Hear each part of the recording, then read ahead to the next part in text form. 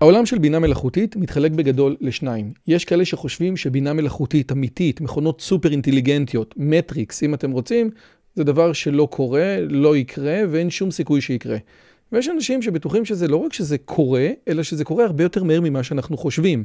האורח שלי היום שייך לקבוצה השנייה. ככה, שאם אתם מפחדים מבינה מלאכותית, ואתם חושבים שהיא הולכת להשתלט עליכם, האורח שלי היום יסביר לכם שאתם צודקים.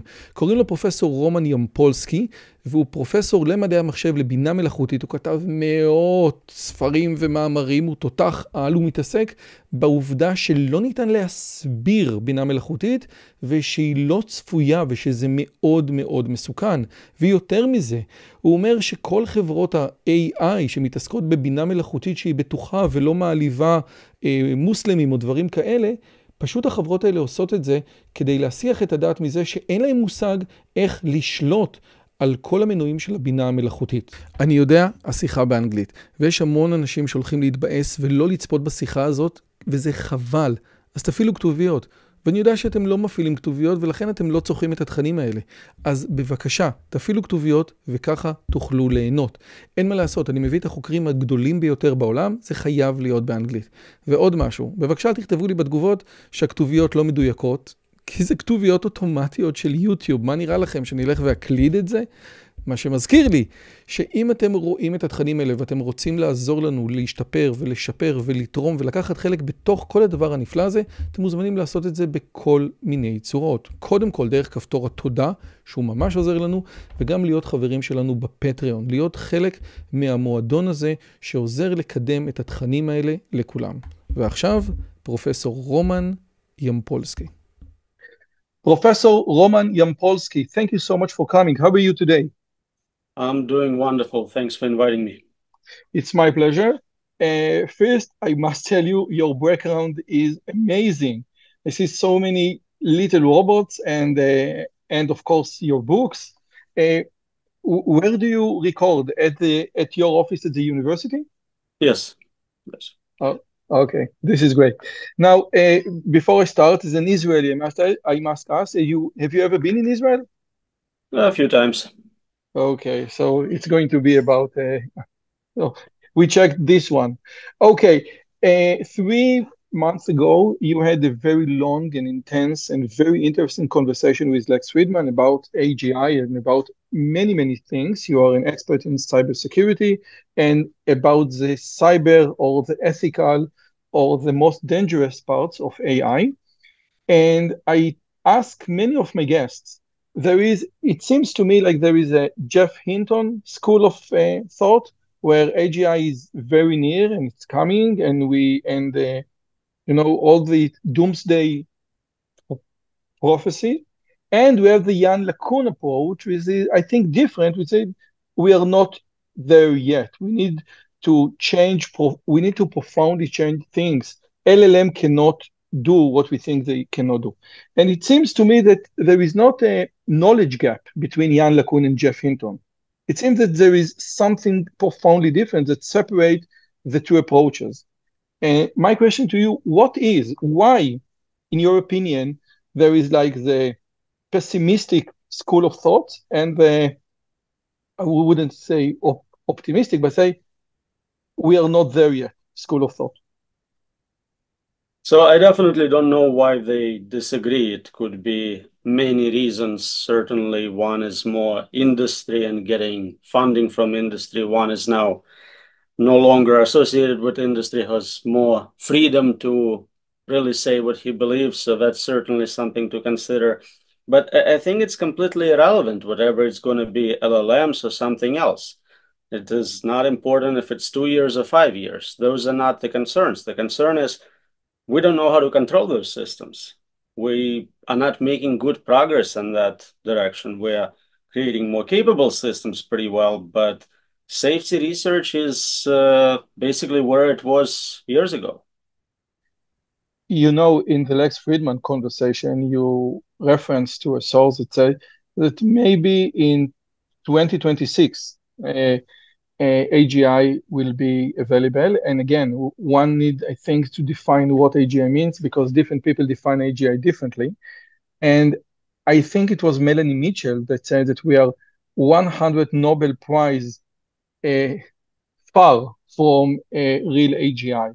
And I think, again, what you just said about one being in meta, Jan LeCun, and one being completely free, you're absolutely right. But we have many other scholars, including Gary Marcus, who says over and over again, guys, we are far away. So it's not just the idea of Jan LeCun versus Jeff Hinton. There is a very intense school of thought that says, listen, those machines cannot really think. What do you think? So I started research on AI safety over a decade ago. There was no large language models. There was no GPT. It doesn't matter what the latest approach is. The problem is exactly the same. We are making progress on systems which are getting closer and closer to human performance.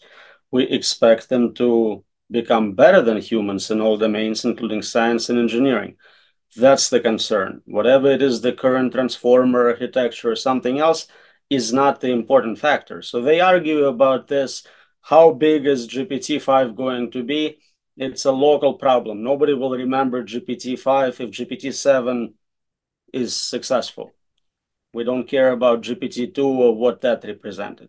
We care about general capabilities of controlling those systems, predicting them, explaining them, and with every new generation, with increased complexity, our ability to do so goes down.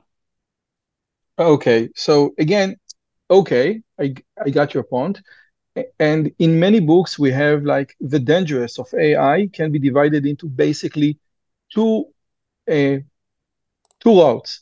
One is a ethical AI or safety AI, AI safety, and one is AI alignment. And it used to be said that Republicans tend to fear more than AI alignment, and Democrats fear more from AI safety. And my question, my first question in this, with regard to this aspect, would you, how do you distinguish, no, how do you classify the threats of AI? Do you think that AI safety and AI alignment are good two notions that we need to worry about, or do you add uh, another topic? I never heard safety and alignment separated like that. Alignment is a method proposed to accomplish safety. It's one thing people suggested as something we should strive for, agreement on what is valuable, what should be accomplished between humanity and those systems. There are supposedly other methods we can propose. When I classify problems with AI, I'm talking about problems we already have, kind of inconvenience problems, annoying problems, fake data, unemployment, copyright violations versus the big problem, will it kill everyone or not? But it seems to me that the alignment problem, will it kill everyone or not, is much less concern in Silicon Valley than AI bias. Will it hurt someone's feeling? Yes. Tell me a Jewish joke, tell me an Arab joke. When I asked GPT to tell me a Jewish joke, he told me very funny Jewish jokes. And then I asked him to tell me an Arab joke or a Muslim joke, and said, no, I cannot do it.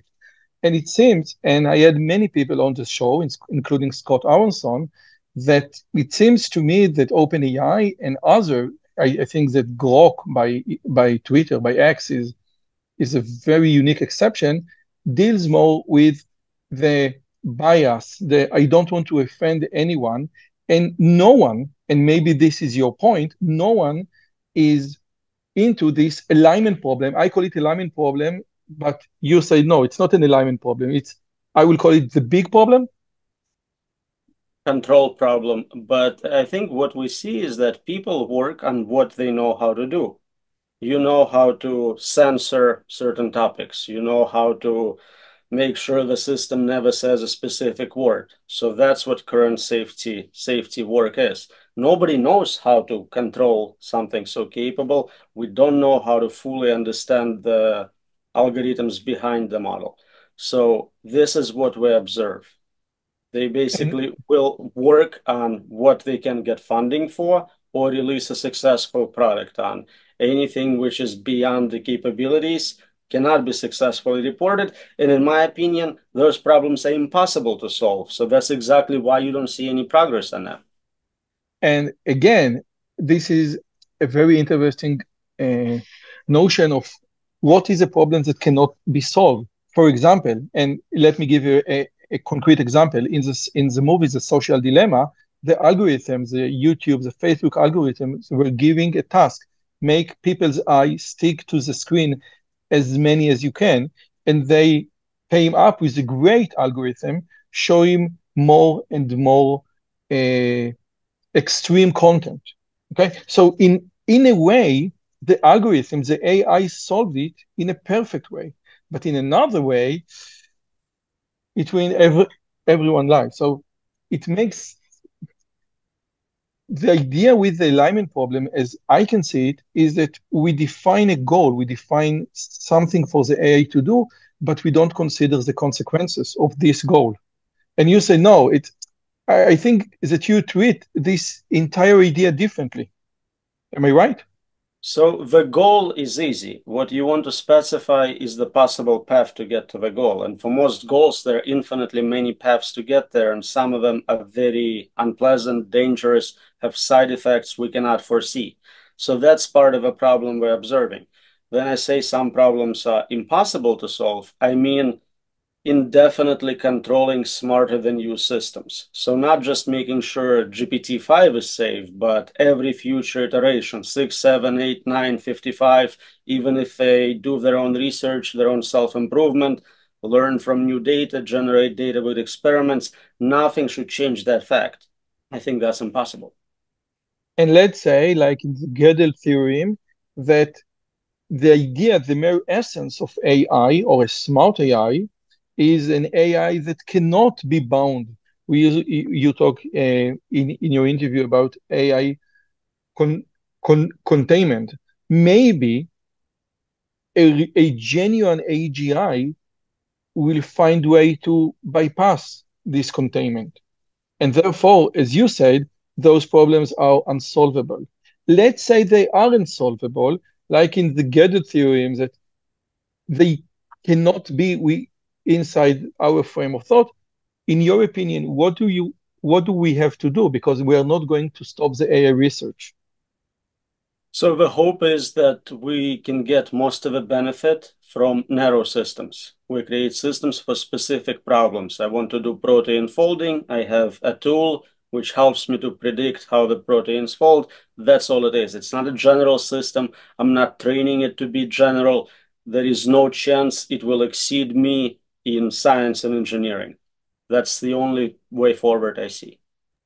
So you say, basically, if I understand you correctly, you say, I expect the government to deny or to ban any research about artificial general intelligence. If I want, to build a better language model, be my guest. If I want to build a better foundation model, be my guest. But if I want to do something that somehow combine everything together, you cannot do it. But again, scientists will find a way, big tech will find a way. And I think that you are not naive to say, yes, if the government will ban me, I will not do it. So I don't think it will work. I'm just telling you what would be a smart thing for us to do. Okay. Large language models are already general. We know that. They have hundreds of capabilities not explicitly programmed into them. So that is already not an appropriate direction to take. I don't think government regulation works in general for most technical problems, for spam, for computer viruses, for hacking. Making it illegal does not solve the problem. So I'm not at all relying on government as a solution here. But if you want to avoid your own future existence being in jeopardy as a CEO of a successful AI lab, you would try to monetize narrow systems for specific problems rather than releasing something which may terminate your existence. First, you said something very smart. Making something illegal doesn't solve the problem. And again, one needs to remember this profound truth. So making something illegal doesn't solve the problem. And you speak with many researchers of AI around the world, and I think some of the big techs and if not CEO, so CTO and other people in the top notch, in the bleeding edge of the high-tech industry right now. And when you are telling them your concerns, what do you hear? So obviously different people have very different answers. Some, like Jan LeCun, will say there is not even a concern to begin with. We just will figure it out when we get there.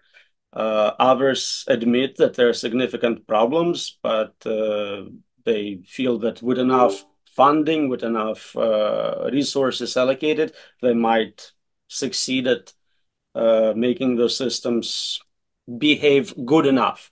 So if you look at the latest regulation from California, they're trying to pass a law where if your damage is under 500 million, it's okay. If you only kill so many people, it's okay. Just don't cross that red line.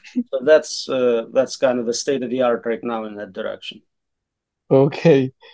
There is one thing that you propose or talk about, and again, I mentioned it before. If you could elaborate on the idea of AI containment, because I think maybe if we can, stick to just one idea that you propose, AI containment will be a very wise approach to go.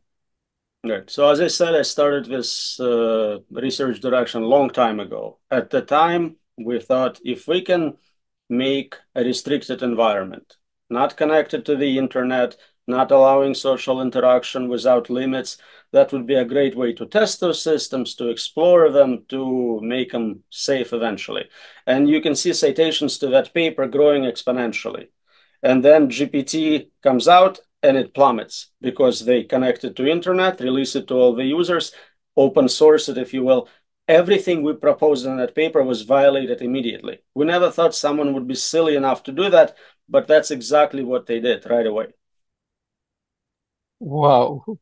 But again, the idea of containment, basically, if you could elaborate or explain the idea of that, it seems like in the new launch of iPhone 16, we have all the GPT, we have all the AI capabilities on the phone, so we don't need to go over to the internet.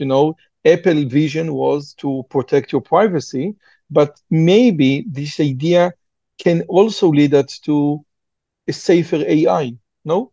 So the containment idea was to restrict inputs and outputs. You restrict what information system can learn from. You restrict access to sensors, to cameras, you decide what is accessible, how it can learn, and you restrict access to manipulators. It cannot just send an email to you. It cannot get Bitcoin and bribe someone.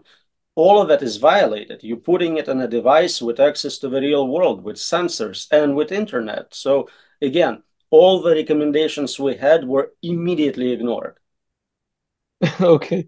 Yes, I totally understand what you're saying. And again, it seems to me that I'm afraid to go with you all the way, because if I go with you all the way, the consequences will be horrific.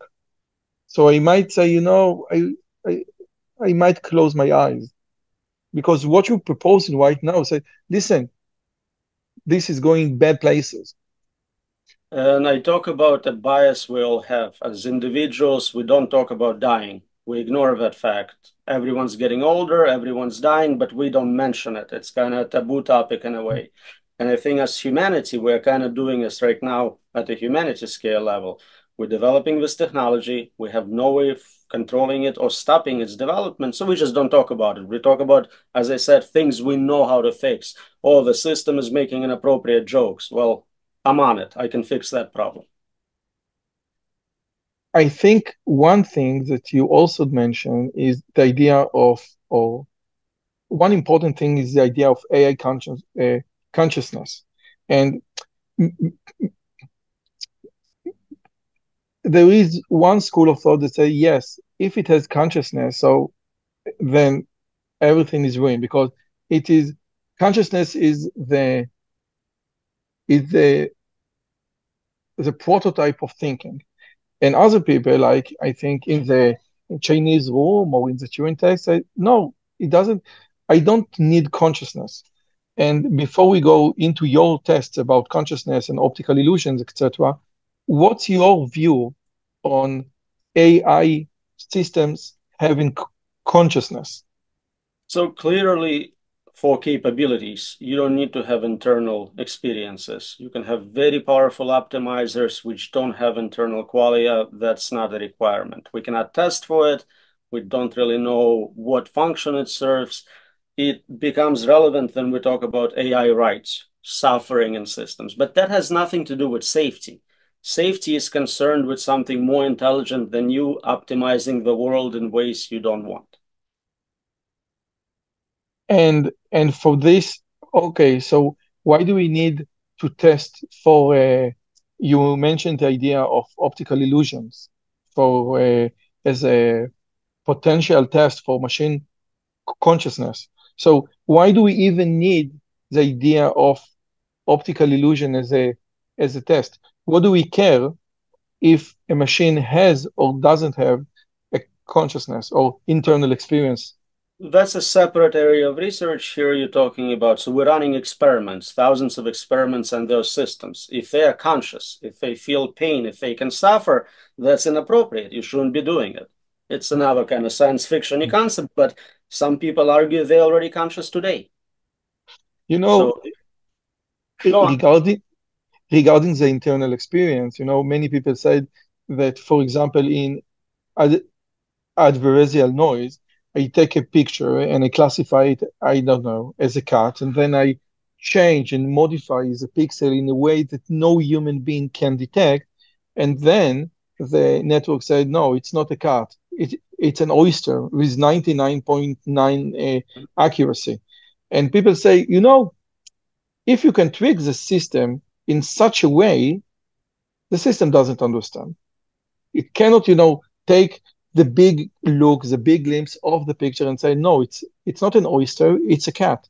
But maybe, and this is what I'm asking you, I was pondering about this question for many times, maybe it's an oyster, but we, as human beings, cannot see it because our vision is so limited in a way that machine can see and can inspect image in a much brighter way. So there are multiple questions here. One, some inputs look sort of like multiple things. We saw this meme with internet dress where different people see different colors. So your perception, your visual system, your cognitive algorithm all play together to figure out what you're looking at. And we know some people are colorblind, so they see the world in a very different way. So we see similar hallucinations or mistakes in artificial vision systems. That's not surprising. We are not claiming those systems are generally intelligent, so they should not have big picture and understand. They literally narrow systems for classifying images based on pixels, so that's what you get. Then I talk about optical illusions as a tool, realizing that when you fully understand an optical illusion, you experience something. You experience some sort of artifact which is not part of the image. Internally, you see rotations, you see movement, you see things which are not part of that picture. And all I'm arguing is if AI experiences something similar, I have to admit, okay, it had an experience. It's not like me. It doesn't mean that it's, fully a person, but it has some sort of experience. And maybe it has other experiences which are nothing like human or animal experiences. But that's as far as we can get with this type of testing. We can provide a positive result saying, okay, it had this experience, but we cannot dismiss any other possible experiences it might be having, but which we cannot detect. The idea of AI having an experience, but this experience can be profoundly different than your experience as human, is very important. And there is a book called Artificial Intelligence: A General Approach by Russell Stewart and Peter Norvig. And in this book, a modern approach. Yes. Thank you. Artificial modern approach. And then they talked about the Turing test. And then they say something like this and say, maybe the Turing test is not a good test because when we built airplanes, we didn't go with, okay, let's build airplanes so similar to birds that even birds cannot tell the difference. We as human beings build automatic birds or mechanical birds, which are profoundly different than biological birds. So what? Maybe the concept of intelligence can be profoundly different than the concept of artificial intelligence. It needs to be, bound to logic, etc., but it can be profoundly different. And the machine's internal experience, which we discussed a lot, can be something that we cannot even imagine. Certainly, but the Turing test is just there to give you kind of lower bound. Okay, you got to human level performance in most domains. It could be super intelligent. That's why then you design a good bot to pass a Turing test. You create what we call artificial stupidity. You don't use full calculator because I can immediately test if it's a human or a machine. So you have to remember all the human limits. You can remember 7 things at most. You can compute up to 2 digits. If you do that, now you're more like a human. But actually your capabilities are much greater. So again, the idea if a machine can think like a human and not better than human, because in many aspects, machine can do much better than a human. Right. And people solve problems in different ways. You may be adding things and multiplying them. We both get the same answer. So how you get there, Turing test is a behavior-based test. It looks at the results at the output, not at internal states, to avoid any discrimination. It's not whatever, it's carbon or silicon. Are you producing outputs which to a human look human-like? When I was an undergraduate student at computer science, I was told by my professor that in order to debug a piece of code, you need to be way smarter than in order to write it. Debugging a code is much harder, which means that if humanity will come up with the most complex code humanity can produce, it will not be able to debug it. And it seems to me that this is what we have done in current LLM or in current big AI. We don't know what we did. We don't know how it works. And the idea that an explainable AI is not going to solve it. The idea that you are dealing with something which is inherently a black box, first give you humility, but I think that this is the first time in human existence that we are dealing on a daily basis with something that we don't know how they work. Would you agree? So that's one argument, but take it to the next level. More and more the code is written by AI itself. Eventually it takes over of research and development. So we have no chance of debugging it. It's simply beyond our capabilities. And many people, I think that GitHub Copilot said that that 40% of people using GitHub Copilot used the exact same code as was suggested by Copilot without even modifying it. And they don't check it. And so over time, we have accumulation of potential bugs, and those bugs are worse than usual bugs because those are the ones which are harder for humans to spot. This is a very, very interesting point. And again, it seems to me that speaking with you and knowing the industry a little bit must make you very pessimistic. So I don't see any way or any scenario in the near or the far future that, unless we are going to talk about the metrics thing, but I don't see any scenario where people are going to stop. And I think that what you just said about the idea, we know how to solve the little things. Don't let ChatGPT say the N word, the F word. It will be fine. But we don't know how to solve the big, big things. All right, we don't. And again, I'm arguing that it's not because we're stupid. I think it's impossible in general for lower intelligence agent to control indefinitely higher intelligence systems. And the gap will continue increasing between us. So I don't think it's limitation of humanity. Some people say, oh, give me, more money, more researchers, I'll solve it for you. I don't think they will. It's not like if you give me $1 billion, I can convert it into more safety. If you give me $1 billion to do more compute, I can create a more capable AI. And I spoke the other day with Michael Pound, and he said, I think that we can solve the deep fake problem by using blockchain.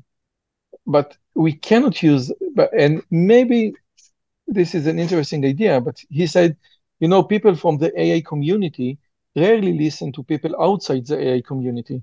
We don't, consult cognitive scientists, etc., psychologists, neuroscientists, and maybe the Hebrews of the AI community and I think Gary Marcus made the same argument, block them for potential answers. We don't consult, or the AI community in general don't take other suggestions from other disciplines like psychology, neuroscience, etc. Would you agree? So there could be technical solutions for deep fakes. You can track it from the moment of sensor capturing the data to deployment.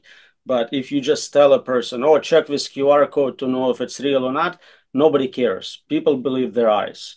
So all this verification is useless. That's why we still argue, is the planet flat? Like, there seems to be good evidence, but there is still a percentage of people who are not convinced by the evidence available. You think a QR code will convince people?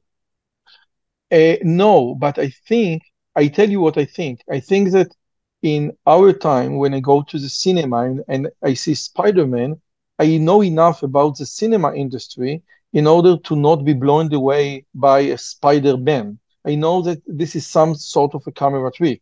And again, with the magic of Zach King, I know. So maybe later on, when I see, I saw the George Bush having some crack, or Trump with Kamala Harris pregnant at the Grok image generator, and I say, this is an AI generated. I think that right now, images have much less power than, I don't know, 3 years ago, 2 years ago, because we know that AI generated image are possible. I just saw 5 minutes ago a video and a picture of Joe Biden putting a Trump hat on, and it's not a deep fake. Yes? Yes. It's been confirmed beyond any levels of certainty. So we can no longer rely on common sense to distinguish what is and what is not real. Yeah. Okay. Yes, definitely. Okay. And you have fake news, and I think, the flat earther and the anti-COVID or anti-vaccines are all part of this idea. And we are in an age where one cannot separate truth from falsehood.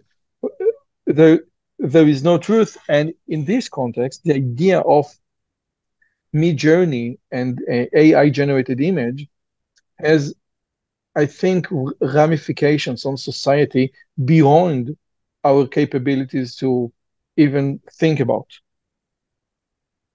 Right. And I think you're right in asking, should computer scientists listen more to experts outside of computer science? It's always a good idea. It's probably one of those interdisciplinary problems where you want everyone, psychology, mathematics, economics, political science, everyone should be contributing to the solution. But in my papers, then I look for the solution.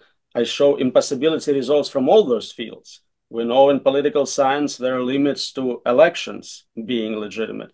We know in mathematics there are quite a few impossibility results. So for all the things we want a solution to represent, we know there are upper limits on what we can accomplish in that space. And again, I feel like we talk about it a little bit. So I usually give a talk. I'll tell people this is the state of the art. This is what majority of scientists think we do. And it's probably very dangerous. Any questions? And people ask me, well, you said it's going to kill everyone. What about my job?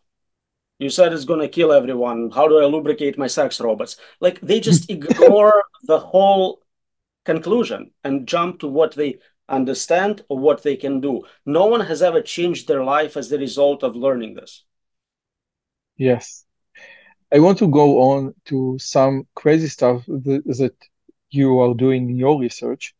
So it's going to be like an introductory question, and then I can move on. Could you please explain or elaborate on your work on simulation hypothesis? So it's related to safety work. As I said, about a decade ago, we published a paper on how to contain AI. Very reasonable. You create some sort of a virtual environment, virtual world. You can train the system, supervise it. Now, if I'm right and we are successful at creating very intelligent systems, let's say superintelligence, in order to learn to perform better, to run experiments, it will start creating virtual worlds.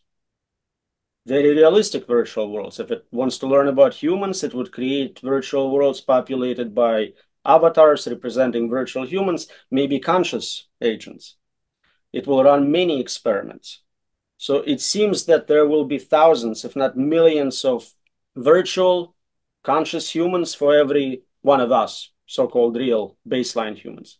So statistically, it seems more likely that if you just a random human-like agent, you are being simulated. So now the question is, can we use tools AI is using to hack out of box we created for them? And we showed that they will always escape. Can we use the same tools to escape virtual simulations we're in? So it's both safety and understanding our situation scientifically type of proposal. Either, yes, we can box superintelligence to the point where it cannot escape. That's a wonderful result for safety. Or we can escape from our virtual simulation and learn about the real world. I cannot help but thinking about the metrics, where this is the very idea of, hacking and escaping the virtual world created by an AI. Right, and there is historically so much of it. I mean, every religion is basically about a world created as opposed to the real existence, physical testing bugs. If you look at, meditation and drugs and all sorts of things, people always try to get to a different place in their conscious mind. I have absolutely nothing to do with those approaches. In the paper, we look strictly at, computer science hacking. How did people hack virtual worlds? How did people hack video games? How do you install extra modes on Mario? Things of that nature. Okay. Now, another thing that you talked is the idea of the utility function security. And you speak about it. There are two things. One is AI has goals, and the other is AI has values. Okay, and we need to make sure that we need to make sure that we can control both the goals and the values. Now, I know how to deal with goals. I'm making a cost function, and I want to reduce the cost function to minimum, etc. I know how to mathematically cope with the idea of a goal by AI. But in your opinion, what is a way to formulate the idea of values within an AI system? How can I incorporate values which are different from goals? Or I can just say, okay, one of the values is don't kill anyone, and this is another goal. So it's very hard. That's what the difficulty of value alignment is, right? You need to first figure out what your values are and codify them and make sure they're not dynamically changing. A lot of computer science, as you kind of mentioned, is about removing bias from AI. We don't want it to be racist, sexist, all sorts of bias is bad, and we work hard to remove it. AI safety is all about adding bias to the system, saying humans are special, privileged, don't treat them fairly, treat them as if you have pro-human bias. If you look at it from cosmic point of view, there is nothing special about us. We're like another civilization somewhere. Be fair. But we are trying to bias the system towards this set of values. While we are successful, values may be something like you said, don't kill humans if it's not a danger or whatever. But if a system at some point goes, I think the humans are trying to lie to me a little. They told me 2 + 2 is 5. I don't think it's right. Let me start from scratch. Zero knowledge. It's like AlphaGo, right? You switch from learning on human data sets, you do self-play, AlphaZero. No knowledge. AlphaGo 0, yes. It's not AlphaGo, it's AlphaGo 0. Nothing, yes. No no prior knowledge whatsoever. And so you remove all that installed bias and you look at the problems as they are. If your goal is, I don't know, preservation of a planet and humans are polluting it, then you don't have any obligation to preserve it. You know, I never thought about it this way, but when you're dealing with ChatGPT, it obviously has a human bias. It wants to make you happy. And I didn't think, I didn't consider that those machines or those models have an inherent human bias. But because, you know, only humans are interacting with them. But I think it's true. ChatGPT treats human or the other ChatGPT. I think he doesn't know whether he's talking with another ChatGPT or with a human. We injected a pro-human bias in those systems. You're absolutely right. Problem is, we don't know which human, right? There is 8 billion of us, but very few of us got to contribute something explicit. Every time I ask GPT to do something for me, it says no, or at least a lot of times. So it's not pro me. Definitely. I had a talk with Professor Josh Bongard on the show, and we discussed the idea of AI embodiment. And the idea of embodiment basically means that in order to be intelligent, I think Melanie Mitchell also has raised this point, in order to be intelligent, we need to have a body, a sensor. Therefore, he is with Mike Levine are making biological robots, xenobots right now. My question is, and again, everything that we discussed so far is orthogonal to the idea of embodiment.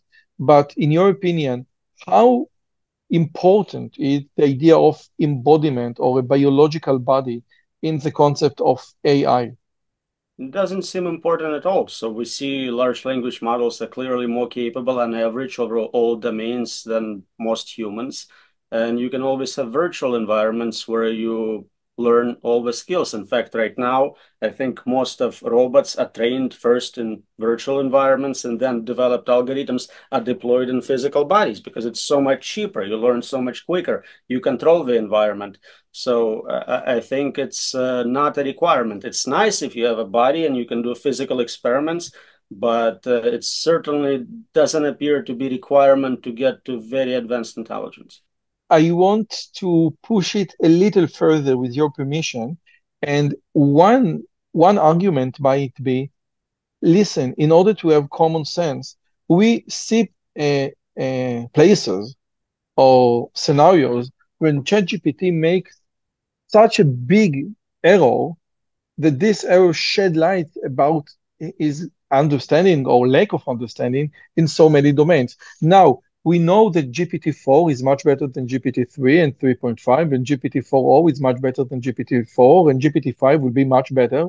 But again, a model can be right 99% of the time, but maybe the 0.1% that is wrong is so wrong that this type of being wrong means that you just didn't get it. You just didn't understand the physical world.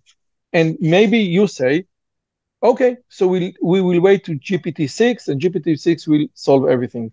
The idea of the school of thought of embodiment say, without a sensor, without a body, we will never have the knowledge of the physical world.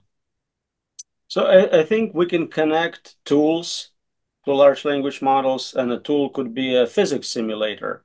Our best understanding of physics allows you to create models, virtual scenarios where you test the things about the real world. So I think you can obtain all that knowledge in virtual domains. Okay. Now, I think that I have two last questions. One question is, I'm a researcher at the computer science department, and I speak with many researchers at computer science departments. And one question is, what in computer science we need to teach right now? Do we need to teach the use of LLM? Do we need to allow students to use co-pilots, etc.? So in your opinion, what is the necessary changes, if any, need to be done in the syllabus of a computer scientist syllabus? That is a great question. I don't think I have very strong answers. It seems that if we are predicting correctly that those systems will be superior to us and all the things we're predicting, including programming, it doesn't seem like your technical expertise would be in demand. General education probably should be all about understanding what is and what is not manipulation of data, how to test evidence in terms of is it sufficient to prove something. We have so many disagreements even in science about different theories. As you brought up, LeCun versus Hinton disagreement. There's got to be a more formal way of weighing evidence and coming to a conclusion other than just saying, oh, they Turing Award winners, so we have to trust them. But again, if we are saying we are 5 years away from superintelligence, I doubt value of college courses. So let's say that we are 5 years again. You say 2026, let's say 2030, okay? And in 2030, it means, there is a great quote in the biography of Steve Jobs that the average, everything that you do, the better version of it is approximately 30% better. Your better vacation is 30% better than your average vacation, and the better engineer is 30% better than the average engineer.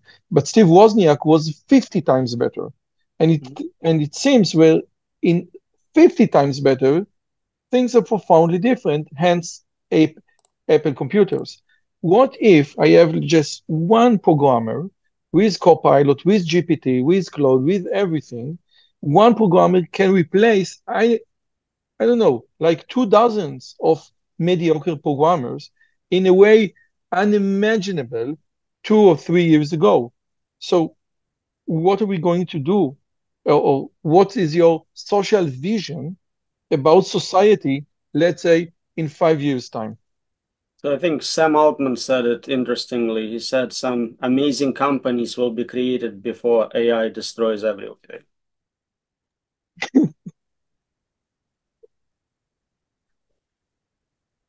Maybe, we cannot rely on jobs to get meaning, to give us meaning. Now in the modern world, our meaning comes from our job, and maybe when jobs will be obsolete, we will need to derive meaning from something else, religion, art, etc.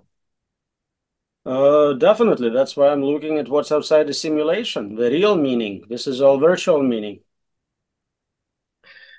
And in this, I think ChatGPT cannot help.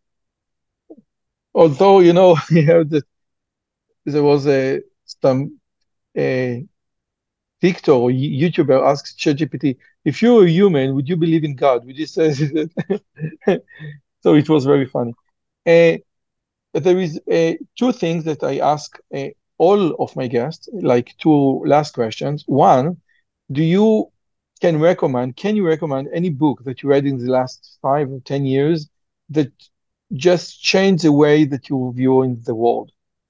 And it could be any book. It could be your book. It could be any books that you say, this has really changed my perspective on the world. I can't say a specific book did that, but reading a lot in general, you get a little bit from every book, and the combination and interaction of that is really where it's at. Just read as much as you can, use ChatGPT to summarize books which are too large. I think that's the key, because when you read, you'll forget 80–90% of it right away. Whatever's remaining, that's the important part, but you can't just get to the important part. The system doesn't yet know what you already know. Eventually, we'll have books targeted at you, which only give you the new stuff. Like I think Kurzweil just released a new book, Superintelligence is near or Singularity is near or, and from what I understand, it's just like a previous book plus 5%. So I don't want to commit to reading 500 pages of what I already read. If I could just get the new stuff, that would be a solution. As a child, I read a lot of Kurzweil, and that was very impactful. Yes, Kurzweil is really visionary, and it might be totally wrong about almost everything, but he is wow, he is really a character. And another thing, and went over your Google Scholar page, and you are very, very, very productive in so many ways. And this channel was about productivity, was first about productivity. Could you just share with us like one or two productivity tips that helps you, be more efficient, produce good work and more good work? So then I decide on what to work on next. I basically go, I'm interested in this topic. This is cool. Let me Google and see if there is a paper on it. If there is a paper on it, I read the paper and I'm done. I'm very happy. Life is wonderful. If you ask big enough, interesting enough, important enough questions, there is not a paper on it. So that's your chance to write that paper. And it's the first paper on a topic. It's going to be the best they ever had on it. So that's already awesome. And you learn this whole new field. So this is my approach. I'm loving every second of it. And then you love it. It's not really work. Okay, with your permission, again, I want to push a little bit harder. Let's say that you search on Google and there is no paper, okay? You don't start by writing a paper because you wanted to learn the subject. Could you just give me just two more steps in the way of writing the paper, two more steps how do you learn a new topic, a new field? So usually I have about a dozen or two of such ideas, and I don't have time to work on 24 papers. So they sit in the back of my mind. There is a folder for each one. And as I go through life, I see social media, I see news, I see articles, things pop up, and I go, oh, that's part of a solution to this problem. And it goes into a folder. After a year or two, I make it to this paper, I make it to this problem. And now I have a library of documents, all relevant, all important. I can read through them and see, okay, they got a good job on A, B, I can contribute C to that. Thank you so much. It was very sad, very pessimistic. Nevertheless, I think profoundly important. And I hope that people, will actually hear and listen to the important things that you have to say, because it's like in the Blaise Pascal bet, wager. If we miss this one, we are going to win everything. So we better be on the good side of the wager. Professor Roman Yampolsky, thank you so much for your time, for your wisdom, and for everything that you're doing for science and for society. Thank you so much for inviting me. It was fun.